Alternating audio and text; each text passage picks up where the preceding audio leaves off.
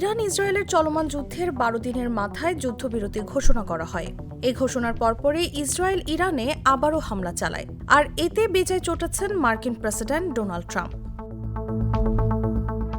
Trump ইসরায়েলকে ইরানে আর কোনো বিমান হামলা না চালানোর জন্য কঠোর ভাষায় হুঁশিয়ারি দেন।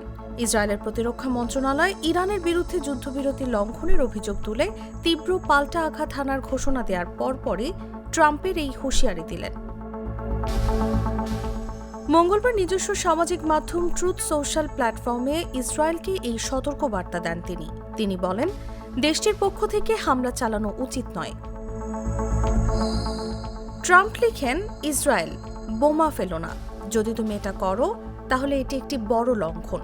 তোমার পাইলটদের বাড়িতে নিয়ে এসো এখনই। তার এই মন্তব্যে স্পষ্টভাবে বোঝা যাচ্ছে ওয়াশিংটন এখন আর পরিস্থিতি নিয়ন্ত্রণের বাইরে যেতে দিতে চায় না।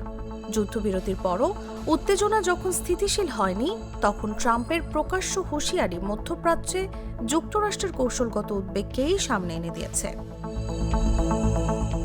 বিশ্লেষকরা বলছেন, যুক্তরাষ্ট্র চাইছে কূটনৈতিক সমাধানের পথে ফিরে যেতে, যেখানে ইসরায়েলের একতরফা পদক্ষেপ বড় বাধা হয়ে দাঁড়াতে পারে। নিউজ ডেস্ক, জাগো নিউজ। শিয়া বাটার ও ভিটামিন ই সমৃদ্ধ লিলি হালাল বিউটি সোপ, তারুণ্যময় উজ্জ্বল ত্বকের জন্য।